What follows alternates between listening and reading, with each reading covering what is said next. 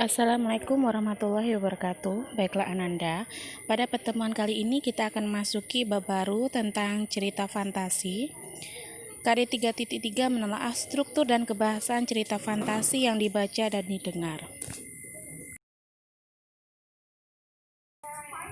Indikator pada materi ini, pertama menelaah struktur cerita fantasi, yang kedua menguraikan ragam alur cerita, yang ketiga menelaah kebahasan teks cerita fantasi. Tujuan pembelajaran yang akan Ananda capai, yang pertama, setelah membaca cerita fantasi, Ananda mampu menelaah strukturnya. Yang kedua, Ananda mampu menguraikan ragam alur cerita dalam cerita fantasi. Yang ketiga, Ananda mampu menelaah kebahasaan teks cerita fantasi. Nah, sebelum kita masuki struktur, apa yang dimaksud dengan cerita fantasi ya?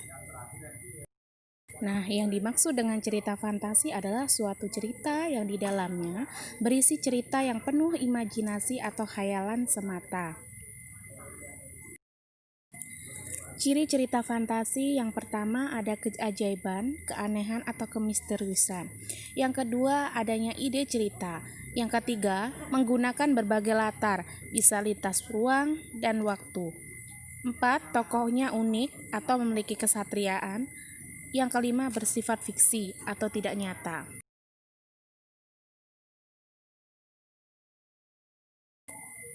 Jenis cerita fantasi dibagi menjadi dua. Yang pertama berdasarkan kesesuaian dalam kehidupan nyata. Ini juga dibagi menjadi dua. Yang pertama adalah fantasi total. Yang kedua fantasi irisan. Yang dimaksud dengan fantasi total berarti cerita fantasi ini semua yang terdapat pada cerita tidak terjadi dalam dunia nyata. Penggunaan nama orang, nama objek, dan tempat benar-benar hanya rekaan dari pengarang. Yang kedua, fantasi irisan. Nah, dalam fantasi irisan ini, cerita fantasi itu mengungkapkan fantasi tetapi masih menggunakan nama, tempat, atau peristiwa dalam dunia nyata.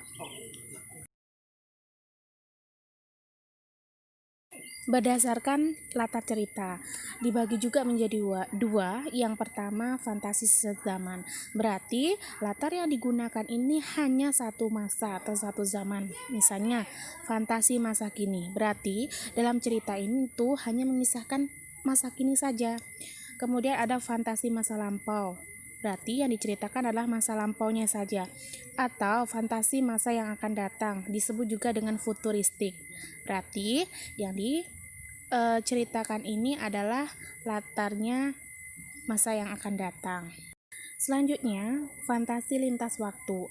Cerita fantasi lintas waktu itu menggunakan dua latar waktu yang berbeda, misalnya masa kini dengan zaman prasejarah. Ada juga contoh lainnya masa kini dengan 40 tahun mendatang atau futuristik. Jadi intinya fantasi lintas waktu ini dalam cerita fantasi itu ada dua waktu, yaitu bisa saja masa kini dengan masa zaman prasejarah dan lain sebagainya. Struktur teks cerita fantasi ada 3: orientasi, komplikasi, dan resolusi. Orientasi ini biasanya berisi pengenalan tokoh, latarnya, watak atau sifat tokoh. Kemudian yang kedua komplikasi. Ini adalah isinya tentang konflik. Baik itu timbulnya masalah hingga masalah itu memuncak. Masalah biasanya diuraikan dari sebab akibat sehingga muncul masalah-masalah sampai masalah itu memuncak. Yang ketiga resolusi. Berarti ini penyelesaian masalah dari konflik yang terjadi tersebut. Untuk memperdalam kembali pemahaman kita, mari kita telaah teks deskripsi berikut. Silakan Ananda baca dan pahami paragraf 1. Nah, coba lihat di sini. Di sini ditandai merupakan bagian identifikasi. Tadi sudah dijelaskan bahwa di identifikasi itu ada pengenalan tokoh, ada latar, ada sifat tokoh. Nah, kenapa kita simpulkan paragraf 1 itu identifikasi? Kita lihat. Di sini ada mengenalkan tokohnya, ada Ardi, Handi, dan Dani. Latarnya ada latar tempat di Candi Prowulan. Latar waktunya Minggu pagi yang cerah. Nah, ini adalah bagian identifikasi. Jadi karena ada mengenalkan latarnya, dan tokoh. Lihat pada paragraf 2, kenapa ini dimasukkan ke dalam komplikasi? Karena kita sudah menemukan awal masalahnya. Coba kita lihat. Tolong, tiba-tiba terdengar suara Handi berteriak minta tolong. Dani dan Ardi berada tidak jauh dari tempat itu, segera berlari menghampiri. Betapa kagetnya mereka berdua melihat Handi berada di sebuah lubang yang hanya kelihatan tangan saja. Pada bagian ini terdapat awal masalahnya, yaitu si Handi yang berteriak minta tolong. Nah, setelah itu dilihat, ternyata Handi ini masuk ke dalam sebuah lubang dan hanya nampak tangannya saja. Kemudian mereka akan menolong, namun malah mereka masuk ke dalam lubang. Nah, disitulah masalah mulai terjadi. Pada bagian ini masalah mulai memuncak, yaitu dengan munculnya si Gajah Mada. Nah, Gajah Mada ini menanyakan kepada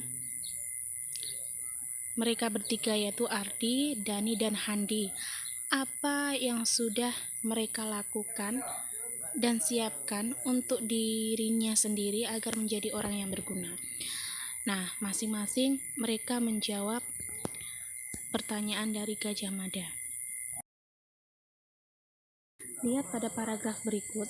Di sini mereka bertiga, yaitu Ardi, Handi, dan Dani, menjawab pertanyaan berdasarkan pendapat mereka masing-masing.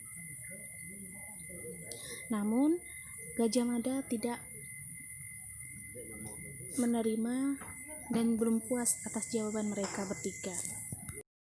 Kemudian mereka bertiga berpikir, apa hal yang baik yang telah mereka lakukan selama ini? Nah, itulah jawaban yang diutarakan oleh ketiga anak tersebut kepada Gajah Mada. Setelah ketiga anak tersebut menjawab hal yang dilakukan selama ini, yaitu berkaitan dengan perilaku yang baik, akhirnya mereka kembalilah ke tempat asal mereka bertiga tadi, yaitu di area Candi Trowulan. Dari peristiwa tersebut mereka sadar, dalam kehidupan sehari-hari kita tidak cukup dengan pintar saja, tetapi juga harus memiliki perilaku yang baik.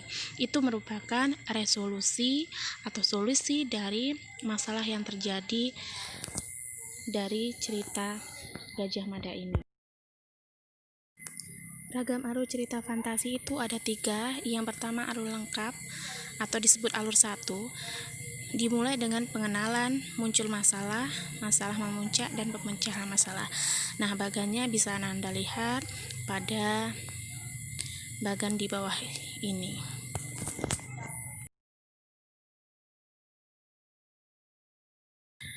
Selanjutnya alur kedua dimulai dengan muncul masalah, masalah memuncak, dan ditutup dengan pemecahan masalah. Nah, berarti di sini intinya tidak ada pengenalan. Lihat pada bagan di sini. Langsung ke terjadi masalah, masalah memuncak, kemudian akhirnya resolusi. Alur yang ketiga dimulai dengan pengenalan, muncul masalah, dan masalah memuncak. Nah, pada alur 3 ini berarti tidak ada resolusi atau penyelesaian masalah. Nah, untuk lebih jelasnya, lihat pada bagan berikut ini. Nah, itulah tadi materi pembelajaran hari ini mengenai struktur dan alur dari cerita fantasi. Assalamualaikum warahmatullahi wabarakatuh.